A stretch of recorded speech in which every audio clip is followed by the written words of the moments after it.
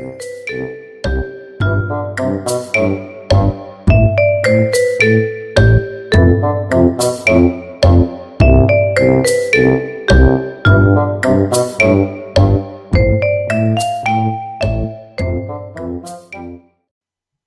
to an Alfie James production, The Reluctant Dragon, by Kenneth Grahame and adapted by Alfie James, performed by members of the Women Unscene Theatre project and supported by the Loughton Town Council, the Loughton Library and the Arts Council.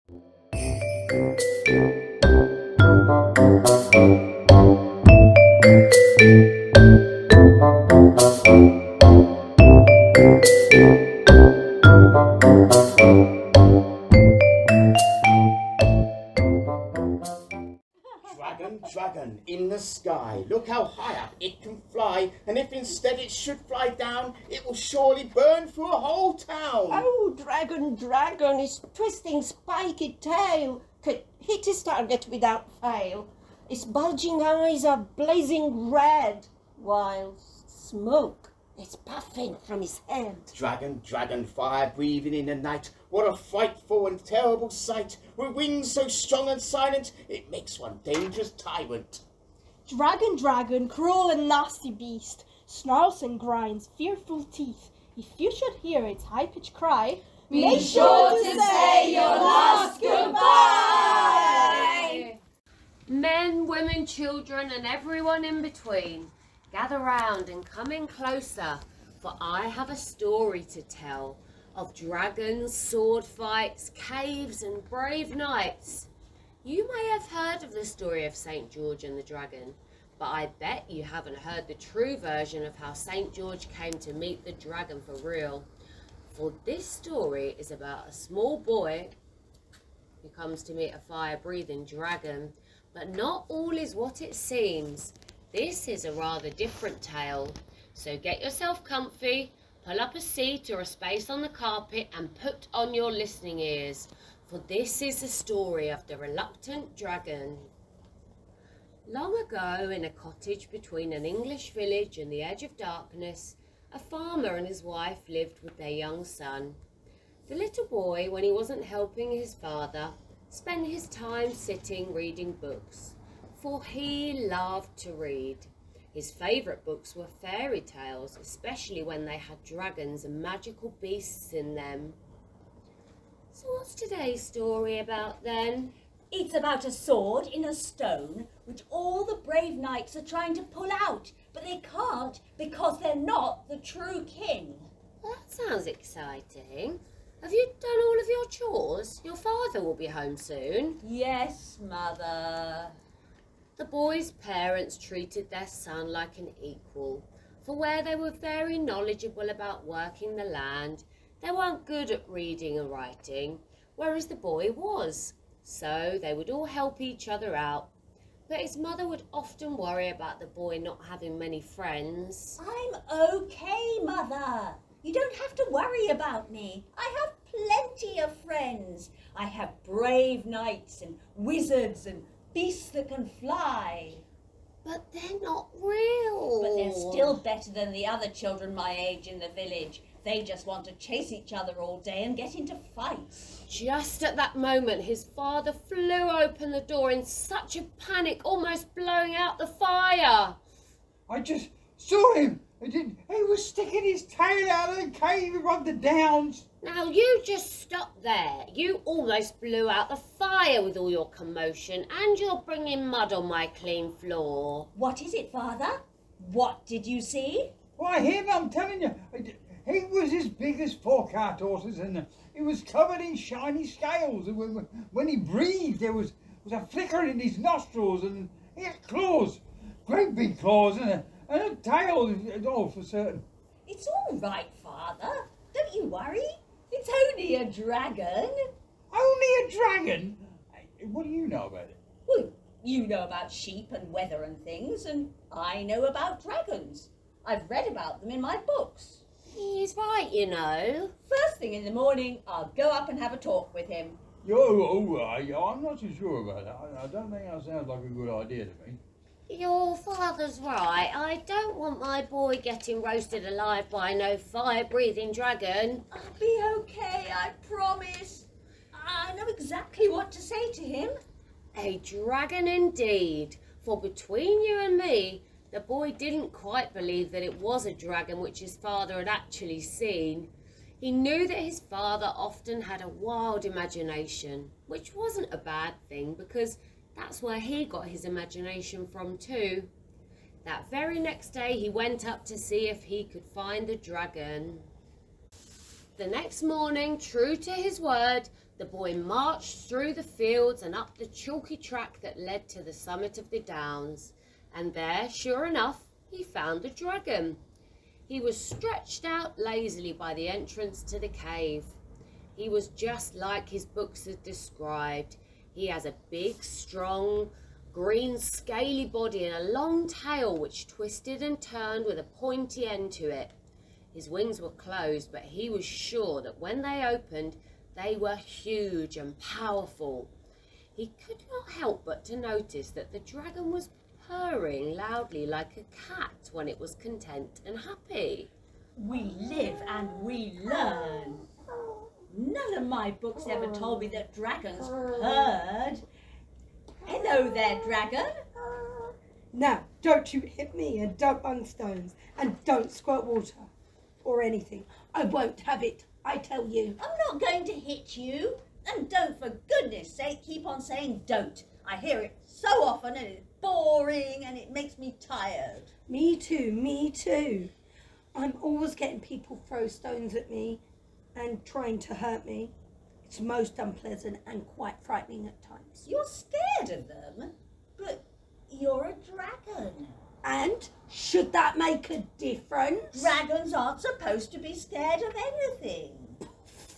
Even dragons have feelings too, you know. Well, I simply looked in to see how you were and all that sort of thing, but if I'm in the way, I can easily... No. Please don't go off in a huff. Fact is, I'm not used to people wanting to talk to me or ask how I am. I don't have many friends, you see, only me Aunt Bess. She has terrible sinus problems.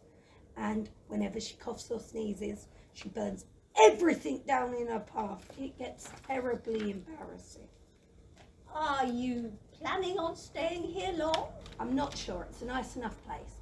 But people here aren't very friendly. They just scream in my face all the time.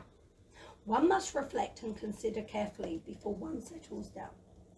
It's a rather serious thing settling down, you see. Besides, I'm a rather lazy beggar. But you surprise me. It's a sad truth, you see. All the other dragons are happy to be on the rampage, scouring the desert sands, pacing the margins of the sea, and chasing the knights all over the place, even devouring the odd damsel in distress. Whereas I much prefer to have my meals regularly and am rather partial to the odd piece of radish or carrot. For between you and I'm not a big fan of meat, especially when it's still raw. Ew. It's far too chewy and it gets stuck in my teeth. Then I like to put my head up against a rock and fall asleep. But then it happened and I was caught out. When what happened? I don't precisely know. Suppose the earth sneezed or shook itself, or the bottom dropped out something. Anyhow, there was a shake, and a roar, and I found myself miles away under the ground, wedged tight as tight. At first I was happy as my mind was occupied, so there I was. I stayed until I finally got bored and decided to work myself up through the earth until I popped my head up outside here. What were you occupied with? Did you ever, just for fun, try to make up poetry verses? You know? Of course I have. Heaps of it. And some are quite good. But no one here really cares for my poetry. My mother is very kind and tries her best when I read it aloud to her. And so's father. But somehow they don't seem to... Well, maybe I'm just a little misunderstood. Me too. You got culture. I can see that. I'd love for you to give your opinion on some of my poems. Oh, well, I am rather busy today. Where Would you like to come up here tomorrow and dine with me? Only, of course, if you've got nothing better to do. Oh, I would love to, but I'm afraid I don't think my parents would approve. Why not? Because there's no getting over the fact that you're a dragon. You're an enemy of the human race. I haven't got any enemies in the world. Oh, I really wish you'd try to grasp the situation. You're a pest and a horrible monster. Nah, there's not a word of truth in it. Here, just look at this poem I've been working on. Jack and Jill went up the hill and fetched a pile of water. Jack fell down and broke his crown, and Jill collapsed with laughter. If you're not going to be sensible, then I'm going home. And the boy left. The dragon gave out a big yawn and went back to sleep. Quite easy for the boy to persuade his parents about going to dinner with the dragon, as they considered him to be an expert on such matters of dragons, although his mother was a little less keen. I do think that we may have misjudged the situation, and I think we ought to give the dragon the opportunity to prove himself. You know, and if Arthur does say that he's not dangerous, then I believe him. I don't doubt that it's right to give him a chance. In fact, I'll even make a cake or a vegetable stew, but there's no escaping the fact that he is a dragon after all. I mean, we don't know who he is. His mother made no objection though, just as long as he agreed to be home by 9 o'clock.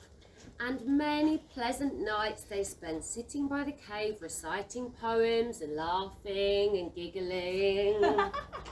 To an upside down cake. Sweet little upside down cake, cares and woes, you've got them. Poor little upside down cake. Your top is on your bottom, alas little upside down cake, your troubles never stop. Because little upside down cake, your bottom's on your top. Oh, I like that one. But sadly, not everyone was so convinced. The villagers weren't so happy to have a fire-breathing dragon living in their town. He can't be trusted, that's what I say. I haven't been able to sleep since he arrived. Yes, and shivers down my spine at just the thought of it being here. Oh, something must be done, I say. Something must be done. I've heard they can eat through a whole herd of cattle in seconds, and I don't want some filthy beast devouring my prize cattle. I've heard that they like eating beautiful maidens too, and I'm rather scared, you know, because after all, I am the most beautiful lady in the whole country, and something must be done, I say, something must be done. I've heard what the other villagers cry. Dragon, dragon in the sky, look how high up it can fly, and if instead it should fly down, it will surely burn through a whole town. Dragon, dragon, its spiking, twisted tail can hit its target without fail. Its bulging eyes are blazing red, while smoke it's puffing from its head. Dragon, dragon, fire breathing in the night. What a frightful and terrible sight. With wings so strong and silent, it makes for one dangerous tyrant. Dragon, dragon, cruel and nasty beast, snarls and grinds fearful teeth. If you should hear its high-pitched cry, make sure to say your last goodbye. Fire breather, Noise maker. earacher, Fear maker! bone breaker, Oh, high flyer. no swooper. Night hater! He cannot be allowed to stay. He must go at once. Something must be done, I say. Something must be done. Something must be done, I say, something must be done. Something must be done, I say. Something must be done. Something must be done, I say. Something must be done. Something must be done, I say, something must be done. Something must be done, I say, something must be done. Something must be done, I say, something must be done. Ooh, I've heard of a brave knight who has helped save other villages and towns from a similar problem. Oh, do tell us more. They say that he is the bravest, the strongest. He has slayed many dragons before. That sounds dashing. He sounds handsome. Oh, he sounds like a perfect husband. Well, I shall send for him at once. And And so Sir Giles sent for the brave knight whose name was known throughout the land. He was no other than St. George the Dragon Slayer. Now listen up and listen good. I'm the bravest knight in the hood. I like to beat a wicked enemy while sticking to the rules of chivalry. Oh, he's a knight, his my name is the I fight. wear my armor nice and tight, for it protects me in the fight. I like to wave my sword up in the air to give my enemy a nasty scare. Oh, he's a knight, his my name is the I fight. like to save a damsel in distress, that indeed I must confess. I ride my white horse across the land, looking dashing and mighty grand. Oh, he's a knight, his my name is the fight. I even slayed the dragon or two and had a lucky escape of a few, but I'm always on the hand to save the day. I would not have it any other way. Oh, he's a knight, his my name is the fight. I always chase ahead, never left or right. When I ride to war, I'm a splendid sight. George is my name, and it's known afar. After slaying dragons, I became a star. He's a knight, his my name is the fight. I'd like to personally welcome you on behalf of the whole village. We're so grateful to you for taking time out of your busy schedule to come and rescue us. Oh, it sounds dashing. Oh, he's so brave. Well, I've heard he's the strongest knight from all around. Oh, and I've heard that he's slayed over 2,000 dragons. And I heard it's more like 10,000. Oh, I really must invite him for dinner then. Oh, not before I do. Oh, beat it, Hilda. I'm the lady here. Oh, lady? Oh, you must be kidding me. He's mine. He's mine. He's mine. No, it's mine. Ladies, you're holding up the story. Oh, dear, we need to get a move on with business at hand. Oh, yes. Go ahead. Yeah, you're quite right. You may proceed. As I was saying, St. George, on behalf of the whole village, may I welcome you and say thank you for coming to rescue us. How can I be of service? Well, we have a problem, you see, with a dragon. Oh, I specialize in getting rid of the dragons. Oh, I believe he's been living in a cave by the downs. How many men has he killed? None. How many houses has he burned to the ground? Forest burned. Cattle eaten. None? Oh, not even one? Oh, they could be dangerous. Well, I'll stay the night and go and see him in the morning then.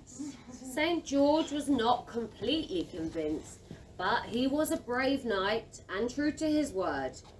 Meanwhile, word had got to the boy about St. George and the villagers' plans, and he rushed to warn the dragon. Blundering bottoms! Where's the fire? What's the noise? He's here! He's here! Who's here? St. George the Dragon Slayer! And what's that got to do with me? He's coming for you! Oh, I'll have to put the kettle on then. Oh, does he like fairy cakes? I'll have to put my best jacket and tie on too. He's not coming to have tea, silly. He's coming to slay you. Oh, that's all right then. What? Slay me?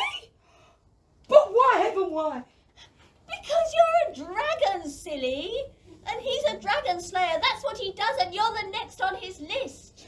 Oh, no! Oh, I won't see him. I refuse. Oh, you have to send him away. But That's final. You'll have to see him. He's bound to come round to find you, and he's got the nastiest, wickedest sword you ever saw. Look, I don't want to see any fella, all right? I'm coming out here in pink spots already, frightening in fear. I'm sure that he's not nice. None of these knights are. All they think about is violence and fighting. It's not healthy. You must tell him to go away at once. But you'll have to fight him sometime. Why does everything have to involve fighting? So lame and undignified. I'd much rather write poetry and listen to my music. But you'll have to him, that's how the story goes.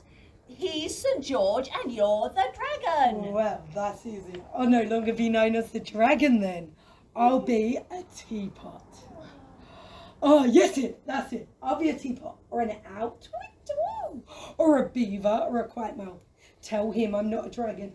I'm a mole, please. I can't tell him that. I'll be a cat, purr, purr, a bird, tweet, woo, or a cow, moo, moo, or a chicken. You're not taking this very seriously. Understand this, young man. I can't fight, and I won't fight. I've never fought in my life, and I'm not about to start fighting now just to give you a Roman holiday. But if you don't fight, he'll cut off your head. What? No! You've got to arrange something. You've got to get me out of here, pretty please. But... I'll leave it entirely up to you. Go. And with that, the dragon fled into his cave to hide. Although between you and I, with his tail sticking out one end of the cave, it wasn't much of a hiding place. Rather despondent about the dragon's reaction, because he had hoped the dragon would fight, the boy went back home. He hardly touched his dinner and was frightfully quiet. In fact, he was in such deep thought that he didn't hear his parents come into his room. But I don't understand it. He's supposed to be a dragon. He's supposed to be a fighter. He's supposed to be brave and strong and fearless. Maybe he is. Fighting doesn't always make you brave. In fact, some of the strongest and bravest creatures of them all don't ever fight at all. In fact, they use words and actions and believe in peace. Well, your mother's right there. Your mother's right. I mean, take for your grandfather, for instance. I mean, he worked this land all his life. And he even slept with the cows when they were giving birth. I mean, just to comfort them. And he saved a young horse from a blazing fire, from a barn fire. Oh, wow. But most important, he worked this land. He ploughed it. He was up at the crack of dawn, you know what I mean? And just to put food on the table for his family. And he never complained. And that's because he had a big heart. He was a hero. But the dragon has fire-breathing breath, and he's a fighter. He has big scales and wings and a long tail. Grandfather was a farmer. Not all dragons are the same, though. Just like you're not the same as the other children in the village. You like writing and reading. And Edgar likes running around and fighting, and Henry likes building tree houses. And Annie likes baking cakes. I like sewing in my pastime. And I like soaking my big hairy feet in a bucket of warm water or smoking my pipe. We're all different. Well, the dragon does like writing poetry, and some of it's quite good, but don't tell him I told you that. That's what makes it special. Yeah, I mean, we're all heroes. You know what I mean? Yeah. And he makes you laugh. And he's a good friend. So just that very moment, the boy came up with a plan, and he decided to go and see St. George. May I come in, St. George? Oh, yes. There's a little matter I'd like to discuss about the dragon. Indeed, young boy. Please do come in. How can I be of service? Well, you see, I think there's been a misunderstanding. This is a good dragon. Oh, I'm sure he's an excellent fighter, full of strength and horror, typical of his tribe. But he's not horrible at all. I've been having tea with him, and he's my friend. He is a good dragon. He's trusting and as simple as a child. A good dragon? I've never heard of such thing. Well, we're not all the same, are we? I mean, take you and me, for example. You are a big, brave, strong knight who rides around the countryside saving towns and villages, whereas I work on a farm with my parents and write poetry. We're both humans, but we're not at all the same. That's very true, and I like a fella who stick up for his friends, but I'm afraid the whole evening I've been listening to the stories from all the villagers about the horror and the murder and betrayal. So I must insist that this dragon of yours must be slayed. But the villagers are the biggest storytellers in the country. There's nothing getting you. Anybody who meets this dragon can't help liking him, and all he wants is to be liked and have friends. Oh well, maybe I misjudged the animal, but there's no way out of fighting it the way I see it. Well, can't I persuade you to just go away quietly? Oh, impossible! That's against the rules. And besides, that's not how the story's supposed to end. Well, will you at least come and meet him and talk it over? That is highly irregular, but it does seem like a most sensible thing to do. Cheer up, lad. Perhaps there won't be a fight after all. Dragon, I've brought a friend to meet you. This is St. George. He's come to talk things over. I'm so glad to meet you, St. George. Charming weather, isn't it? Listen, Dragon. I came here to discuss this little matter of ours. Oh, yes, I agree. Fairy cake? No. I mean, don't you think the easiest way would be just to fight it out? What would that achieve? One of us would surely die. What for? A whole load of unnecessary effort. And besides, we're not even enemies. Then, if you win, everyone will still think that I'm a brute and you're an hero. The slate's yet another dragon, and life will go on the same. If I win, then I'll be even more misunderstood, because everyone will hate me more. And surely we have an opportunity here to show people that there's another way. You do have a point there. I told you he was different. Besides, you can't make me fight. Oh, what if I make you? You can't, and I'll still refuse. And then everyone will see St. George, a giant slayer that refuses to fight. How will that look? And everybody will think that you're just a big bully. But the villagers are expecting to fight. Well, I do have an idea. What if you were to stab him somewhere that doesn't hurt? Like pretend to win me? Yes, and then he could take you away and have a talk with you and tell the villagers that he'd persuaded you to be a good dragon and to protect the village. And that way they would believe him and they'd all want to be your friend and you would be a hero. Well, I mean, I guess it wouldn't hurt you if I stand a little bit here, would it? Huh? Oh, stop it, you're tickling me. Georgie, you sure it won't hurt? I swear!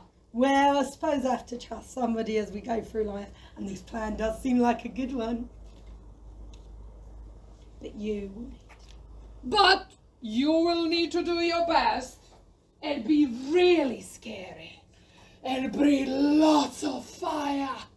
Of course I can do that. I can be really scary. Oh, pathetic.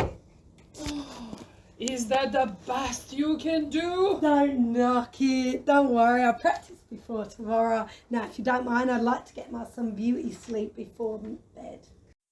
Roll up, and come and see the mighty battle between the great beast and the brave, strong knight that is St. George. Watch the fire-breathing monster take on the sword-swashing fighter St. George in one final battle. Gather round, all you children, mothers, fathers, grannies with hairy chins, and grandfathers with tiny spectacles, and all you other grown-ups. Are you sure the dragon will be here? Oh, I can hardly bear to watch. Why don't you go home then? Oh, no. I have to support St. George. He's expecting me to cheer him on. Oh, he's not. Oh, yes, he is. No, he's not. Yes, he is. Oh, don't start that again. Oh. Just at that moment, St. George appeared and the crowd went wild. He's our knight, his name is to fight. He's our knight, he's our knight, his main name is to fight. Isn't he supposed to be here? He promised he would be. Look, there he is. Oh, he's huge. He looks scarier than I thought. I think I just popped wind and a bit of poo just came out. Oh, yes. Sorry, my bad. Oh. The dragon suddenly flew over their heads and around the villagers. They gasped. Gasped! They gulped. Gulped! He breathed fire in the air. We can't do that because it's a library because of health and safety. Okay, well, just imagine that bit. He came to the ground on the floor in front of them with a thud. Thud! I'm the fire-breathing dragon and I've come to fight St. George. So where is he? The villagers erupted again. Oh, he's our knight, he's our knight, his main name is to fight. He's our knight, he's our knight, his main name is to fight. I am here, prepared to fight. Oh, I can't watch. Oh, tell me when it's over. Let the battle commence. And they were off. The crowd fell silent as the beast breathed heavily before letting out a wind of fire into the air. But the brave knight was quick to judge it and dodged the fire just in time. He quickly rose to his feet and leapt forward, swinging his sword in front of the dragon. The two struggled together. Fists and claws could be seen thrown through the air. The dragon slaps the brave St. George and the crowd booed. But just then the St. George returns with a punch on the end of the dragon's nose. Both continue to fight bravely. This is sure to be an exciting fight to the death. And suddenly George jumps onto the dragon as he tries to stop him from showering the crowd with more flames. The crowd gasps in fear. The cry of a dragon moans aloud. We can barely look. Our hearts pound in fear. What is going to happen? Just then the dragon gives out a mighty twist. Twist! A violent turn. Turn! And then St. George is thrown to the ground. The crowd goes silent as the dragon creeps forward towards the brave knight. Now prepare to meet your doom, St. George! Never!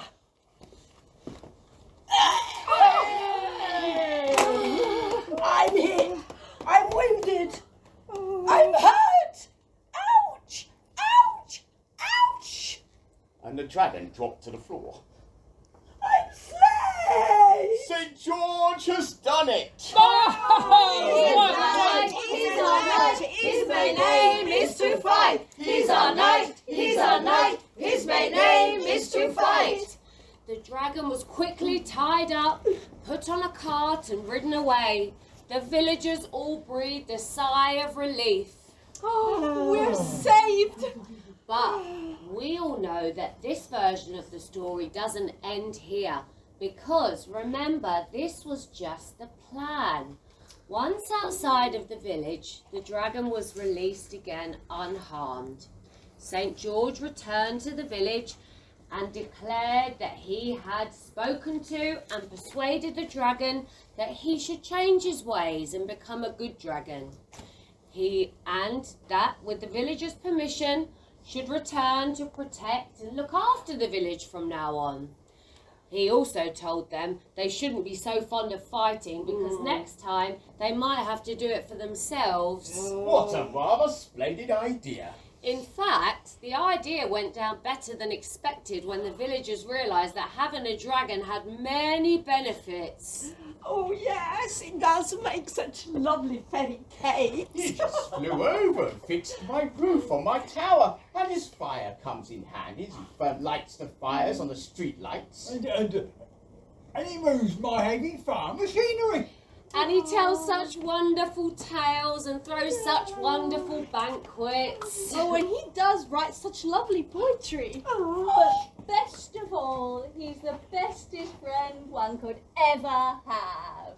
And so the villagers weren't afraid anymore. The dragon wasn't lonely anymore and had found a new place to call home. And they all lived happily ever after. And I couldn't have said it better myself.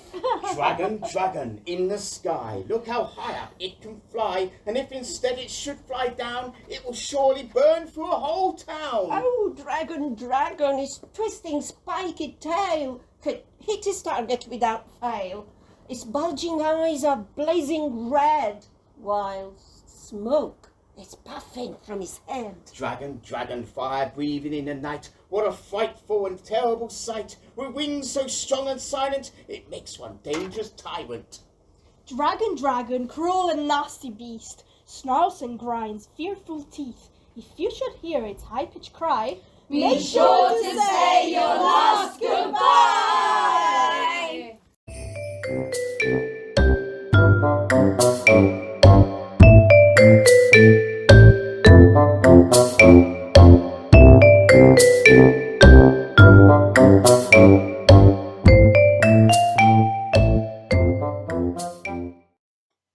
You've been listening to an Alfie James production, The Reluctant Dragon, by Kenneth Grahame and adapted by Alfie James, performed by members of the Women Unscene Theatre project, with support of mask making by Jacob Anderson and the costumes by Madeline Ockenden, supported by the Arts Council England, the Loughton Town Council and the Loughton Library.